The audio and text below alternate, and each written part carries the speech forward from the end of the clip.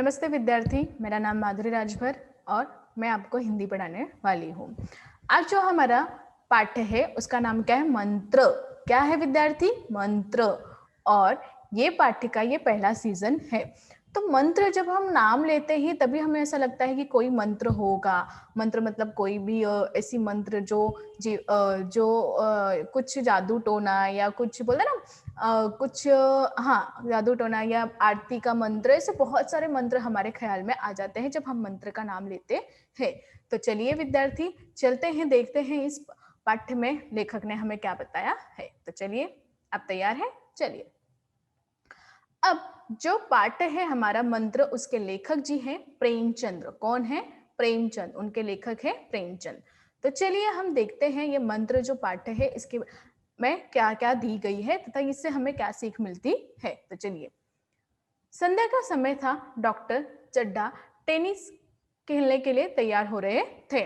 और यहाँ पे बताया कि संध्या संध्या मतलब शाम का समय था और डॉक्टर चड्ढा जो है वह टेनिस टेनिस पता है ना विद्यार्थी आपको? ठीक है, टेनिस खेलने के लिए तैयार हो रहे थे। मोटर द्वार के सामने खड़ी थी और जो मोटर है, उनकी जो गाड़ियां हैं वो द्वार के मतलब घर के द्वार के सामने खड़ी थी। कहार डोली लाते दिखाई दिए। और जो कहार है, कहार पता है ना, एक जाति होती है जो डोली उठाते हैं, वो कहार जो है वो डोली लाते हुए यहाँ पर लेखक को दिखाई दिए। डोली के पीछे एक बूढ़ा लाठी टेकता चला आ रहा था। और डोली के पीछे, ध्यान पूर्वक सुनिए, डोली पता है ना जिसमें दुल्हन आती है, तो वही डोली के पीछे एक बहुत वृद्ध, बूढ़ा मतलब एक बहुत ही वृद्ध जो था, वो लाठी टेकते टेकते चला आ रहा था। डोली औषधालय के सामने आकर रुक गई। और डोली कहाँ पे रुकी? जो डॉक्टर साहब के जो औषधालय थे वहां आकर रुक गई। बूढ़े ने धीरे धीरे आकर द्वार पर खड़ी हुई चीख से अंदर झांका। और बूढ़े जो थे, बूढ़ा जो इंसान था, बूढ़ा जो था, वो धीरे धीरे आकर द्वार पर खड़ी हुई, ध्यानपूर्वक सुनिएगा, वो धीरे धीरे आकर द्वार पर खड़ी हुई चिक से अंदर झांक रहा था कि अंदर चीजें क्या हो रही है। ऐसी साफ सुथरी जमीन पर पैर रखते हुए भय हो रहा था कि डॉक्टर की कोई घुड़क ना बैठे। अब जो बूढ़ा था ना, जब वो अंदर झांक रहा था तो उसने देखा कि जो वहाँ का फर्श है, जो वहाँ की जो लादी है, वो बहुत साफ सुथरी और बहुत ही सफेद दिखाई दे रही है। तो उसे ऐसा भय, मतलब उसे ऐसा डर लग गया कि अगर मैं अंदर जाऊं और मेरे जाने से वो जो जमीन है वो गंदी हो जाएगी, वो फर्श जो है वो गंदी हो जाएगी, तो कोई मुझे घुड़क ना बैठे। घुड़क ना मतलब कोई मुझे डांट ना बैठे। डॉक्टर साहब ने चिक के अंदर से गरज कर कहा। और उसी वक्त डॉक्टर साहब ने चीख के अंदर से, जो दरवाजे हुए थे उसके अंदर से गरज कर कहा, कौन है, क्या चाहते हैं? और उन्होंने अंदर से कहा, कौन हो, क्या चाहते हो? बूढ़े ने हाथ जोड़कर कहा, हुजूर, बड़ा गरीब आदमी हूँ। और उसी टाइम पे जो बूढ़ा था उसने हाथ जोड़कर कहा कि हुजूर, मैं बहुत ही बड़ा गरीब आदमी हूँ। कौन हूँ मैं? गरीब आदमी हूँ। मेरा लड़का कई दिन से बहुत बीमार है और मेरा जो लड़का है वो कई दिन से बहुत ही ज्यादा बीमार है। डॉक्टर साहब ने कहा, कल सवेरे आओ, कल सवेरे। और उसी वक्त डॉक्टर साहब ने क्या कहा कि कल सवेरे आओ, कल सवेरे मतलब कल सुबह आओ, कल सुबह। इस वक्त मरीजों को नहीं देखता और मैं इस वक्त मरीजों को नहीं देखता, तुम कल सवेरे आओ। बूढ़े ने घुटने टेककर जमीन पर सिर रख दिया और कहा। और उसी वक्त जब डॉक्टर साहब ने उसे बोला कि कल आओ, अभी मैं मरीजों को नहीं देखता, तो उसी वक्त वो बूढ़े इंसान ने क्या किया, अपना जो सिर है जमीन पर रख के कहा, दुहाई है सरकार कि लड़का मर जाएगा, हुजूर 4 दिन से आंखें नहीं खोली है। और उसने सर जो है अपना जमीन पर रख कर क्या कहा, दुहाई है सरकार कि लड़का मेरा मर जाएगा, 4 दिन से इसने आंखें नहीं खोली है। यहाँ तक समझा विद्यार्थी आप लोगों को? तो चलिए आगे चलते हैं। यहाँ पे आपको चित्र दिखाई दिया होगा कि यहाँ पे जो डोली है वो यहाँ पे खड़ी हुई है और यहाँ पे वो वृद्ध जो है वो दुहाई कर रहा है कि मेरे बच्चों को बचा लो। और यहाँ पे जो डॉक्टर चड्ढा है वो टेनिस खेलने के लिए तैयार होते हुए जाते दिखाई दे रहे हैं। तो देखिए डॉक्टर ने क्या बोला है। डॉक्टर चड्ढा ने घड़ी देखी और उस वक्त डॉक्टर चड्ढा ने क्या किया, घड़ी देखी। केवल 10 मिनट का समय और बाकी है। और यहाँ पे डॉक्टर चड्ढा जो टेनिस खेलने के लिए तैयार हो रहे थे, तो उन्होंने घड़ी देखा और घड़ी में सिर्फ 10 मिनट बाकी था। उन्होंने कहा, कल सवेरे आओ, ये हमारे खेलने का समय है। और उसी वक्त वापस डॉक्टर ने क्या कहा कि कल सवेरे आओ, ये हमारे खेलने का समय है। क्या कहा? कल सवेरे आओ, ये हमारा खेलने का समय है। बूढ़े ने पगड़ी उतारकर चौखट पर रख दी और रोते हुए कहा, हुजूर, एक। अब बूढ़ा इतना ये था कि उसने अपनी पगड़ी उतारते हुए चौखट पर रख दी और कहा, रोते हुए, एकदम रोते हुए कहा, हुजूर, एक। अब देखिए आगे कहा, एक निगाह देख ले, बस एक निगाह, लड़का मर जाएगा। और एक बोलते हैं ना कि जो एक पिता जो होता है, उसके लिए उसके सामने उसके बच्चे जब बीमार होते हैं, चाहे वो गरीब हो या अमीर हो, चाहे वो गरीब हो या अमीर हो, उसके लिए ऐसा होता है कि उसे कुछ होना नहीं चाहिए। उस भले मेरी जान निकल जाए, परंतु मेरे बच्चों को कुछ होना नहीं चाहिए। इसलिए उसने अपनी जो है पगड़ी भी वो डॉक्टर के सामने रख दी। उन्होंने क्या बोला कि एक निगाह देख ले, बस एक निगाह, मतलब एक नजर देख लो, बस एक नजर, नहीं तो मेरा लड़का जो है मर जाएगा। हुजूर, 7 लड़कों में से यही एक बच रहा है। और उन्होंने बताया कि हुजूर, मेरे 7 लड़के थे, उसमें से सिर्फ ये ही एक बच्चा, एक ही है जो ये बचा रहा है। 6 पहले ही बीमार से मर गए थे और 6 पहले ही, मतलब 6 पहले ही बीमारी के कारण मर गए हैं, और ये एक मेरा छोटा लड़का जो अंतिम लड़का है जो है, ये भी मर जाएगा।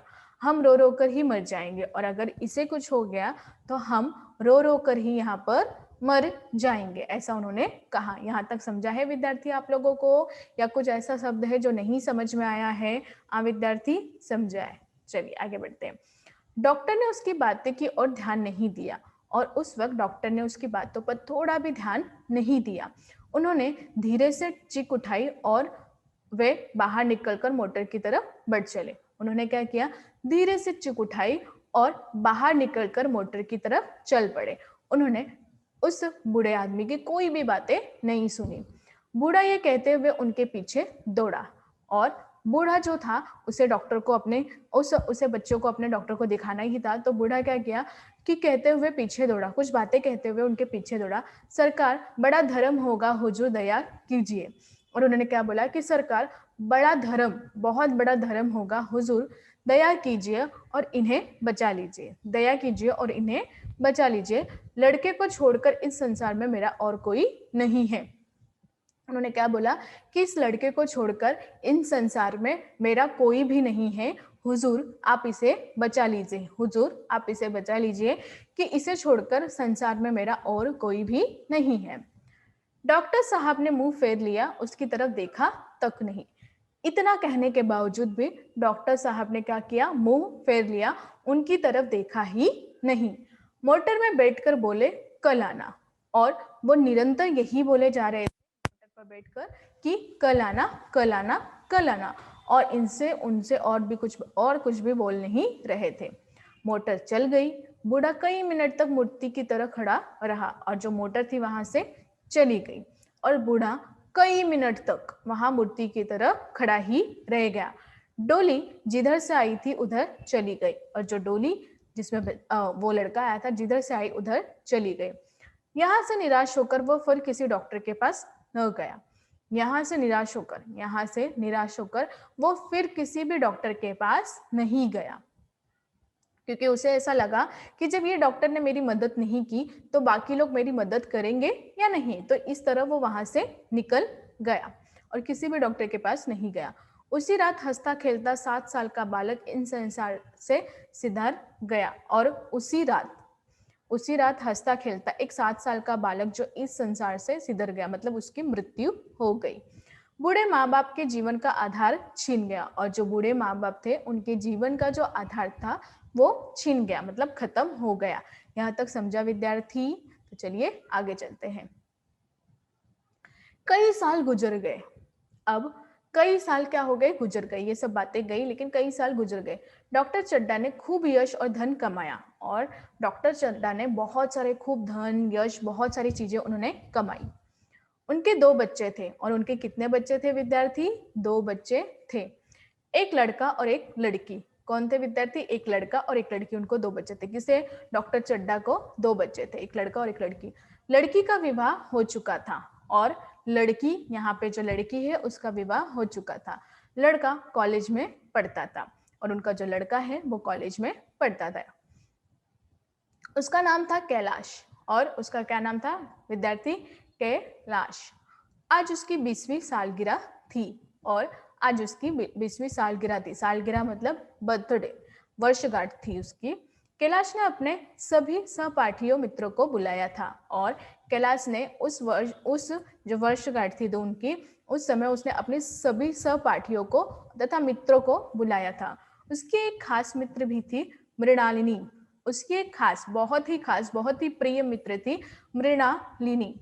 कैलाश और मृणालिनी आपस में प्रेम करते थे और यहाँ पे बताया गया है जो कैलाश और मृणालिनी थे वो आपस में बहुत ही प्रेम करते थे। कैलाश को सांप पालने, खिलाने और नाचने का शौक था।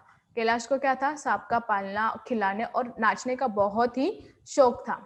उसने तरह तरह के सांप पाल रखे थे और उसने अपने पास तरह तरह के सांप पाल रखे थे। उसने ये विधा एक बड़े सपेरे से सीखी थी और यहाँ पे बताया है कि उसने ये विधा एक बहुत बड़े सपेरे से सीखी थी। सांपों की जड़ी बूटियां जमा करने का उसको मरज था। बोलते ना एक बीमारी होती है किसी चीज की, जैसे किसी को टीवी देखने की बहुत होती है, टीवी नहीं देखेंगे तड़प होगी, तो ऐसे बहुत सारे। तो उससे सांपों की जो जड़ी बूटियां थी ना उन्हें जमा करके उसे रखने का उसे एक मर्ज था। इतना पता भर लिए जाए कि किसी व्यक्ति के पास कोई अच्छी जड़ी है, फिर उसे चैन ना आता, उसे लेकर ही छोड़ता। अगर उसे सिर्फ इतना पता चल जाए कि किसी व्यक्ति के पास बहुत अच्छी जड़ी है तो उसे फिर चैन नहीं आता जब तक वो उससे लेकर नहीं छोड़ता था। तो उसे जब तक चैन नहीं आता, जब तक वो चीज मेरे पास नहीं आ जाती थी। मृणाली कई बार आ चुकी थी और हर बार सांप देखने का आग्रह करती थी। और मृणाली कई बार इस जगह आ चुकी थी उसके घर पे और हर बार उसे सांप देखने के लिए आग्रह करती थी कि मुझे भी सांप दिखाओ कि कैसा है क्या नहीं है। कैलाश हर बार टाल जाता और कैलाश उसकी बात को हर बार क्या करता था? टाल जाता था कि नहीं देखना है, नहीं देखना। आज मृणाली ने सांप देखने की और आज क्या हो गया? आज मृणालिनी ने सांप देखने की ठान ली कि नहीं मुझे आज देखना ही है। कैलाश कल जरूर दिखा दूंगा, इस वक्त अच्छी तरह दिखा भी तो नहीं सकता। अब कैलाश ने उसे मना करने के लिए क्या बोला कि मैं तुम्हें कल दिखा दूंगा, इस वक्त अच्छी तरह से मैं तुम्हें दिखा भी नहीं सकता क्योंकि आज बर्थडे है और घर पे बहुत सारे लोग यहाँ पर इकट्ठा हुए हैं, तो आज मैं तुम्हें नहीं दिखा सकता। कल मैं तुम्हें बहुत अच्छी तरीके से हर चीज बताकर तुम्हें दिखाऊंगा, आज तुम जिद न करो, ऐसा उन्होंने कहा। यहाँ तक समझा विद्यार्थी आप लोगों को? नहीं समझा है तो आप मुझे बताइए कौन कौन सा शब्द नहीं समझा है तो मैं आपको बता दूंगी। तो यहाँ तक समझा है जी? तो चलिए आगे चलते हैं। मेहमानों से भरा हुआ देखो, कमरे में पैर रखने की जगह तक नहीं है, सांप भीड़ देखकर चौंक जाएगा। उन्होंने क्या बोला कि मेहमानों का आज पूरा भरा हुआ है और कमरे पर पैर रखने की जगह तक नहीं है, तो सांप भी इन्हें भीड़ को देखकर क्या हो जाएगा? चौंक जाएगा।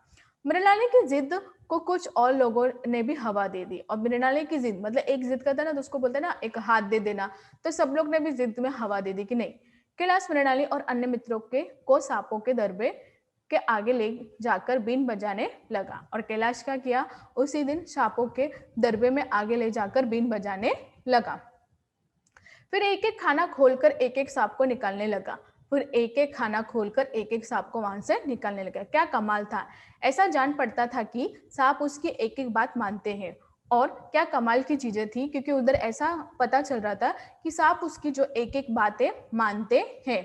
उसने सांपों को हाथ में गले में डालना शुरू किया और उसी वक्त उन्होंने अपने कैलाश ने जो क्या किया, एक एक हाथ एक गले में ऐसा सांप को डालना शुरू किया।